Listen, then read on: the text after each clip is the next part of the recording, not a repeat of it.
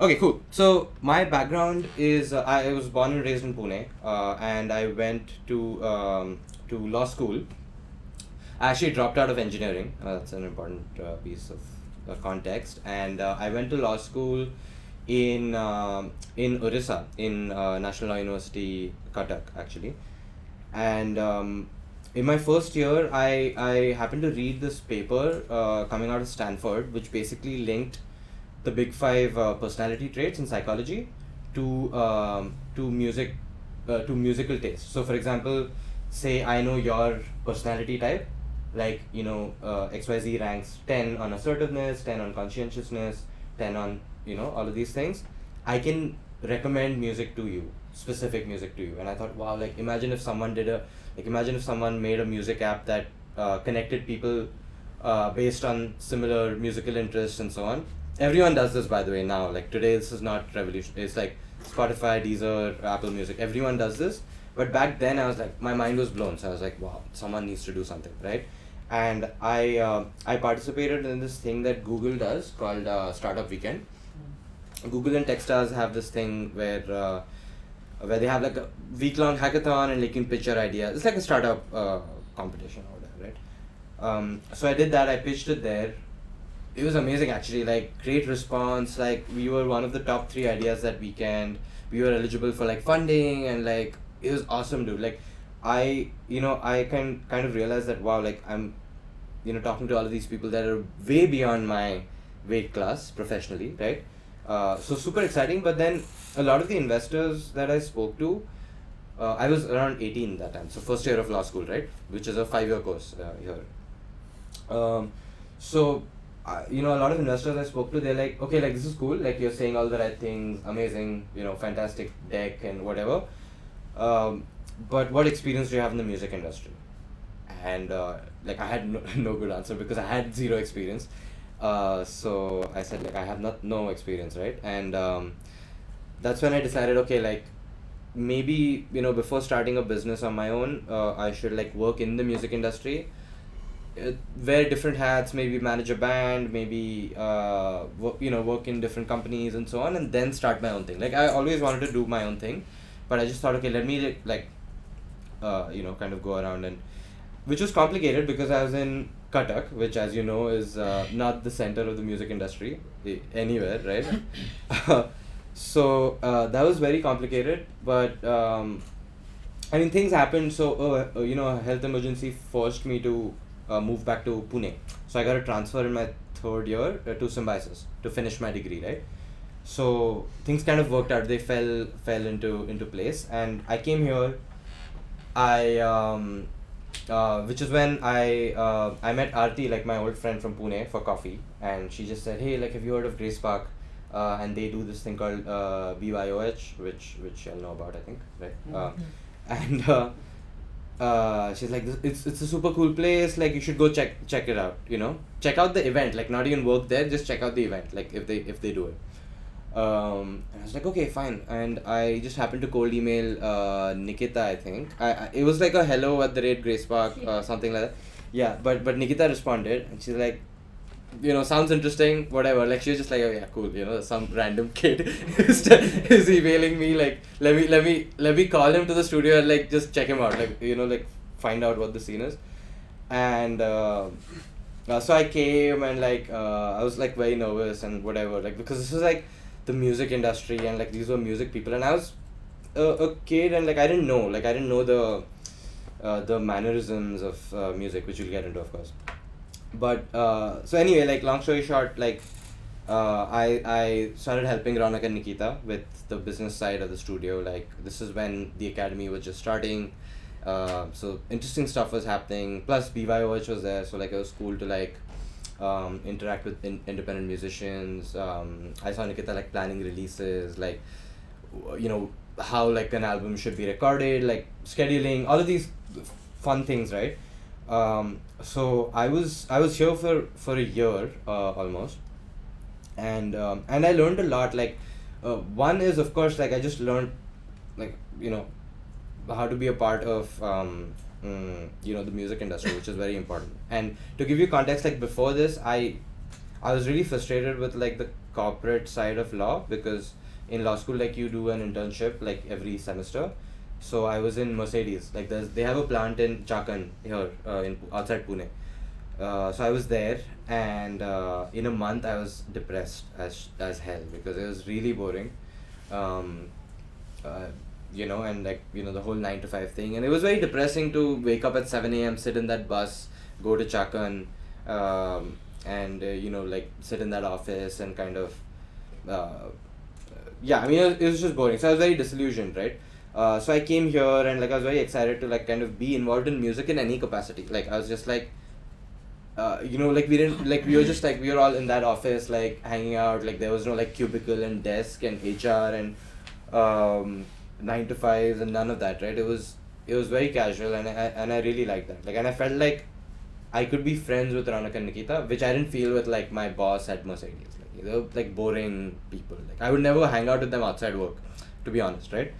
Um, and I think with Grace Park, like the main thing that I learned, like I was just thinking about this today morning actually, is like the basics of the music industry. So, for example, I remember like for BYOH, when artists used to come, like I remember being like super intimidated. Like I didn't know, the right things to say, or like I was like double guessing what like, it's just intimidating, right? Because I was very new in the space, and I think this was the main thing, like learning the language of the music industry, because there's a specific way to speak, and the competence is one thing, right? Like you need to be good at what you do, but in the music industry specifically, it's a small world. In India, it's a really small world. Everyone knows everyone, and there's a specific way of speaking. There's a specific way of, like, we are social animals, right? So all of these tribal dynamics, status games, signaling, posturing, right? And not in a these words have a bad thing, like a bad reputation associated with them, because people immediately think, oh, like this is manipulation, right? But I'm a big advocate of like fake it till you make it, to be very honest. Like my whole life has been fake it till you make it, man, like really.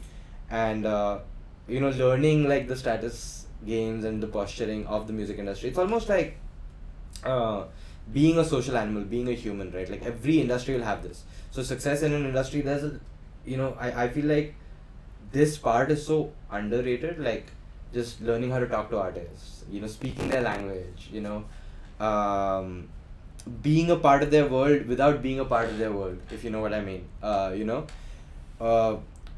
it's super important, so this was like a big takeaway. A lot of other things, like proactivity, like I learned like outreach is your friend, and to not fear like rejection, because we were doing a lot of outreach to various people, and a lot of them didn't respond, a lot of them responded poorly. All of these things were very important, and I mean, I was like a stoner kid in college, right? So just having the discipline to be an adult, like it was my second puberty, so to speak, professional puberty, right? Like, because you learn all of these things, like of like being an adult, which were really, which was super important. So what happened after Grace Park? So there was a big breakthrough. So I, I cold emailed this person I really looked up to. This person called Sherry Hu, and she runs this company called Water and Music, and she used to write for Billboard and Forbes and the Wall Street Journal. She's like a journalist, right, in the U.S. And I happened to cold email her because I just wanted to work with her. Like I just wanted to be like associated with her. So I just sent like a random like an email saying, hey, like I'm this same Grace Park formula, right? Like the one I sent to Nikita, like a variation of that. I'm a random kid in India, but I love what you're doing, and I'd love to get involved in some capacity. And she didn't respond at first. I followed up twice, I think. Yeah, and then she was like, okay, cool. Let's do a test run. Like I'm sick of like writing for Billboard because I'm not getting a lot of like credit for my work. I want to do my own thing. I want to start my own company, like a music business, journalism slash research kind of think tank. style, set up a Patreon, and like people used to pay on Patreon, and like we used to give like companies like insight on the music business.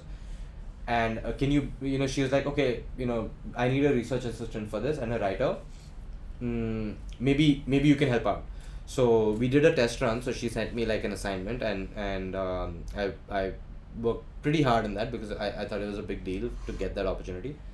And she liked it, and we started working together, and it was really cool because she obviously writes about the music business from a global perspective. So how tech is changing the music industry. So everything from how Spotify pays artists, and like how those how those payouts work, and like how royalties work, to what's happening in the metaverse, to what's happening with crypto and music, like everything across tech and how that's changing the music industry, right? So awesome experience. Two things happened then, right? Like one is I became way more global in my approach. So I started thinking about the music industry as a global thing. Second thing, like I got my first taste of like earning in USD and like living in India, which was awesome. Like as a student, like I said, I'm going to talk about money, so I should mention, right? It was very cool. As a student, like I was just like, wow, man, like what the hell am I like, and also like figuring out things like how to like receive USD in your Indian account, because I know now it's very complicated with FEMA and stuff. Back then it was slightly, I mean, I don't know if like this was completely legal, but we were just like directly wiring it like into my Indian account, and like it was very hacky and whatever. So this was super cool. Like, and I realized, wow, man, like this sounds awesome. Like I can write and I can learn about music and I can make money out of it. Like I was literally getting paid to learn. Like the work involved like her sending me like a research paper on music, like maybe a research paper on the live industry, and how ticketing, and how like ticketing works in the live industry, where there's dynamic pricing, like an airline seat. So like airline ticketing works in that way, right? Where the prices change based on supply and demand. So there was a very cool paper on dynamic pricing in the live industry. So like this was my work. Like I was reading and writing for a living, and it was a fucking dream. Like for me, I was like, this is what I want to do. If I can replicate this to any extent, I really want to do this, right? So really fun experience. I was there for a year. So I was working with her, and she really blew up. So she was kind of famous, like semi-famous in the music industry, because she was writing for Billboard and stuff. But she really blew up like once she started her own company, and she became really famous. And because she used to give me credit, and like I could kind of piggyback on her fame and success a little bit, which was great, because I got like a byline in her articles and stuff like that. So people, I could show that to other people, and many people who didn't respond to my emails and my DMs, they started responding, because social credibility helps, right? When you show them that, look, like this is what I've done, it helps. So everything was going great. Water Music really grew. That company really became big. And I also started thinking about what's next, and I thought, okay, like maybe I should go abroad, because what had happened during that year is like my network in the Western music, like in Europe and the US, had grown exponentially compared to my network back home. Actually, I would still say that like it's not like I'm very well connected in the Indian music industry at all. I mean, I did work with the F16s, with the distributor a little bit, but here and there, like so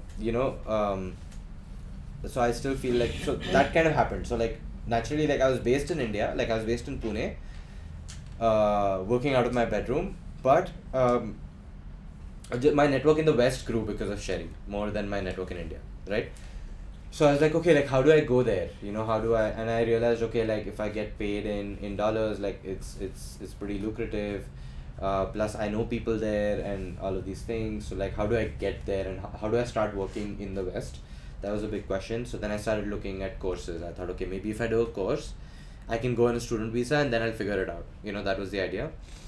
And I saw the Berkeley course. I came across the Berkeley course. It was in Valencia in Spain, and it looked awesome. Like it looked like the kind of course I wanted to do, and it was the perfect kind of a match. So I applied, um, and I was kind of waiting to hear back from them. And around this time, I'd gone to the US to visit my brother, but then also to meet Sherry because our contract was ending, and I wanted to renew our contract because my plan was that I'll go to Spain, I'll still keep working for Sherry, so I'll have like an income to pay my expenses in Spain, my rent and all of those things, and yeah, the idea was to like, okay, like let's extend this contract, ask for a raise. I think I was getting paid like I don't know if you want to hear numbers, but I'm super transparent. So getting paid like 250 per piece, and like I was doing two essays, so $500 a month ish, which is amazing money in India. I was living at home, so no rent in Pune and stuff, so that helped.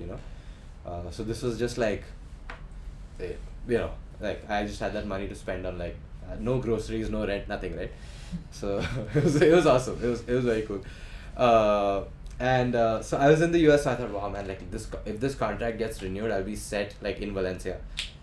Um, but it actually, so I had a coffee with her in New York, like amazing meeting. The first, I think, no, it was my second time in New York, like pumped, like it was kind of cool. Like I felt like I felt very cool, to be honest. Like it was like a whole thing about me. Like imagine taking a meeting, like I'm a random kid, man, like I live in Anand, you know, and like taking a meeting in Brooklyn at a cafe, like negotiating a contract, like it felt kind of awesome, right? Like, and I was like, yeah, this is great, like I'm this person now.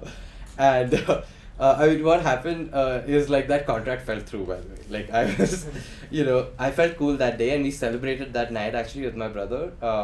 But when I came back, I think like we had a disagreement on, she wasn't willing to give me a lot of credit. One, she wasn't willing to give me a raise, so I asked for a raise, which she was willing to do. And I used to get credit, but like at the bottom of the article. So I wanted like credit on the top, like of the essay. But I think she didn't want to do that. Like she was a solo founder, so she had her reasons, whatever, like justified or not justified. And so it fell through. So that kind of fell through, and like this is March. I flew back to India on March 1st or something on March 2nd. So right before the pandemic, like a week before that Janta curfew shit happened, right? And then, and like I remember like while boarding the flight, like they were asking like, oh, have you been to China in the last 12 days, and Italy, because that's where the pandemic was at that point. And then of course shit hit the fan. Two things happened then. One, I got my acceptance at Berkeley, which was great because I had something. So I was kind of depressed for a while, which I skipped over. So it was 1 week of depression. I was just like, shit, man, like I lost this amazing gig. I was happy with $500. Why did I ask for more money? Greed is bad, and all of these things. Giving myself all of these lectures, right? And but anyway, so one good thing happened, like, is I got my acceptance from Berkeley, and I got a scholarship. Like I got almost like a 45% scholarship, because Sherry was famous, right? So I had put that in the application. She wrote me a recommendation, so they gave me a scholarship, which was great.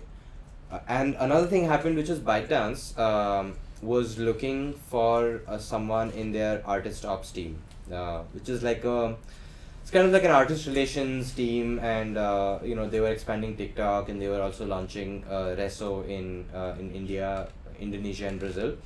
So very cool role, and I was just like, and the pandemic hit, right? So Berkeley said that they didn't know if they're gonna do the course, like if it's gonna be remote or if it's gonna be in person. So I was like, okay, let me take this job, because I don't want to say no to TikTok, like, and they came to me. So this was like, I thought, okay, like, these guys are coming to me, maybe like I can negotiate a good salary, and plus with the pandemic, who knows, like everyone was losing their jobs, and I'm just offered a job. All my friends are texting me saying like, Will, you're getting fired here, and you're getting an offer, so take it, and be grateful. And I took it. Basically that's the thing. And like I was like, okay, if Berkeley happens in person, I'll go. I didn't tell my boss this at ByteDance. I was just like, yeah, I'm here. Like I didn't even tell them about Berkeley actually, which is not cool. But I didn't have the heart to tell them. This stuff happens, right? And so I was there at TikTok. Fun job. Like it was remote. Learned a lot about like TikTok is a very interesting space because TikTok is big in the music industry, right? So when you put this shit on LinkedIn, a lot of people who never responded start reaching out, like, hey, how are you, my friend, like, let's get coffee and whatnot, right? Oh no, they didn't get that. I mean, this was a pandemic, so they didn't want coffee, but like, let's get on Zoom or whatever, right? And it was interesting. Like, the social approval feels good. I won't lie. Like, it feels good, like, when you post on LinkedIn and like a lot of people like it, and it's all meaningless, you realize later, but like at that point it feels good, whatever. Like, a lot of, but I think the truth was, like, I was kind of miserable with the job because Chinese work culture is very toxic. They work really hard, and there was, like, my boss was in Shanghai, and there's like a 4-hour difference.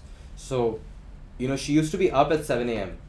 and 6 a.m., right? Like, because she used to be in office, nicely caffeinated, like 2 coffees down, sending out emails and on Slack and everything.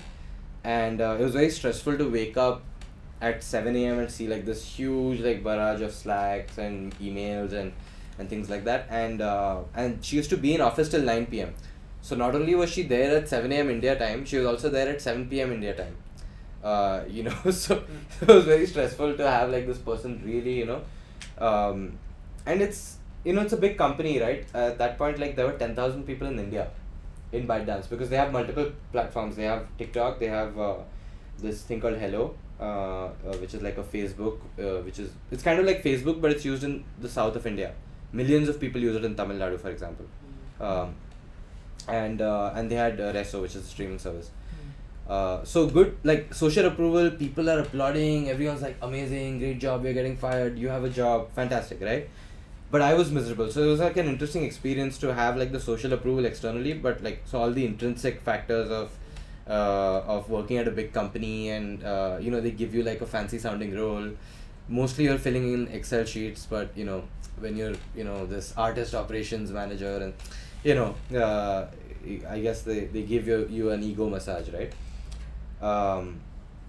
So I wasn't happy, and then like Berkeley announced in later, like, that they're gonna do the course in real life, like they're gonna do like a hybrid thing where we had some stuff on Zoom, but most of it is gonna be in person in Valencia on campus, right? And I was like, okay, fantastic, great, let's oh, by the way, please interrupt me at any point, right? Like, if I'm skipping over details, if you have questions, I'm just kind of going through the story. So Berkeley said they're doing it in person. I was like, fantastic, let's go. So I quit, which was a great decision because I think like so TikTok got banned even before I quit. So I literally gave my resignation. There's a 1 month notice. Like, in big companies, you have to serve a notice period of a month. So you say you're gonna leave, and then you have to work for a month, right? And TikTok got banned like in that month. Remember that whole thing where PUBG and TikTok and everything? Yeah. Dude, crazy times. Like, and these are 10,000 people working at, so 10,000 people eventually lost their jobs. It was very sad. It was a good severance package actually. They gave, I think, 6 months salary, and they let you keep the laptops, which are like all MacBook Pros. So, I mean, not a bad deal. Depressing, but You got paid. yeah, you got paid. Yeah, 6 months is, and like a tech company pays really well.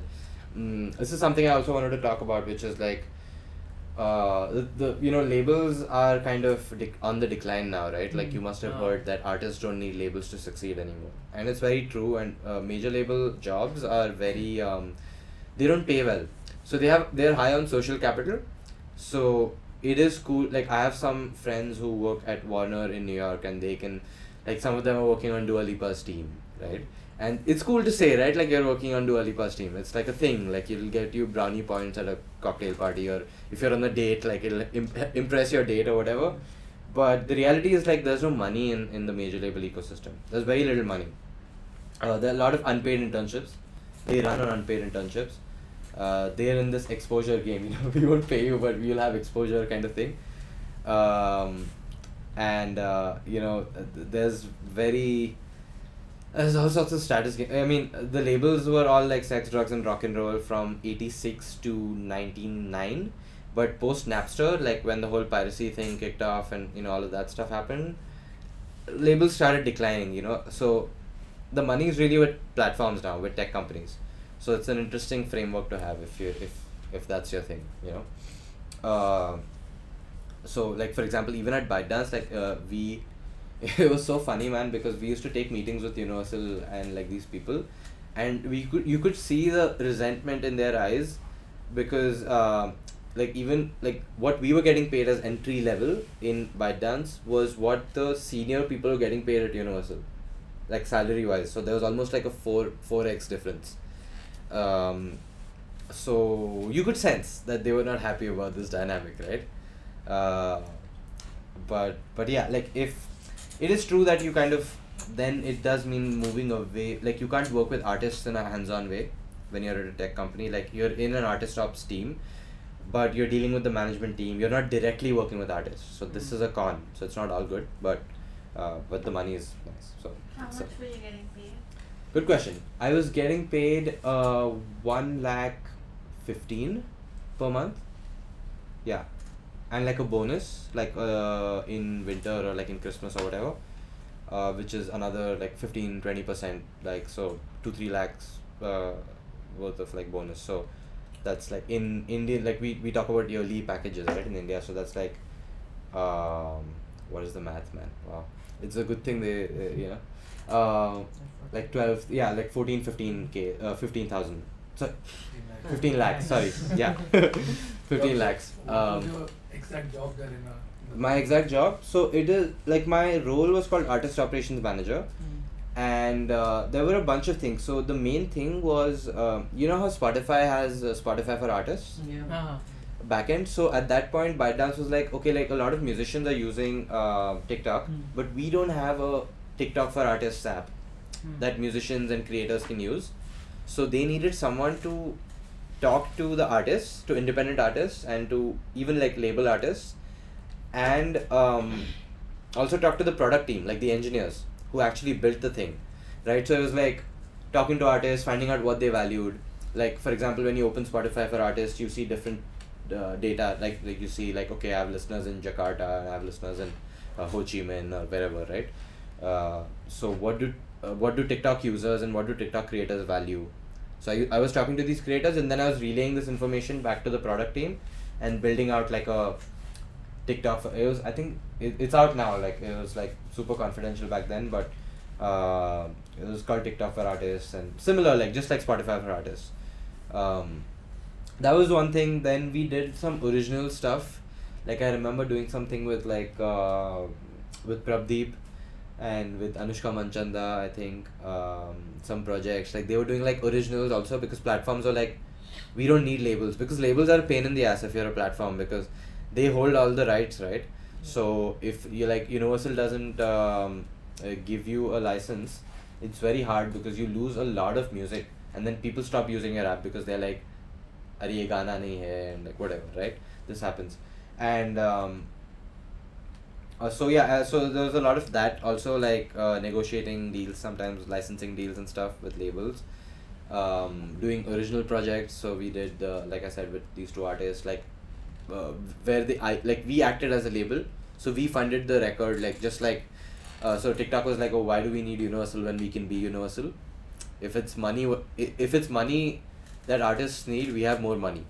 So that's their idea. Like they're like, yeah, we can, and we can sign like $2,000-3,000 checks to artists, to independent artists, which is decent money, like if you're an indie artist here, and like have some exclusive deal, and where the artist comes onto the platform, brings their fans in. We worked with a lot of indie people, getting them on the platform, like helping them use TikTok, because I don't know if you remember, but like TikTok was now it doesn't exist, but like back then it was really uncool. So in the indie scene, like for example, if your friend takes your phone and they see TikTok on your phone, they'll judge you. They're like, what the fuck are you doing, kind of thing, right?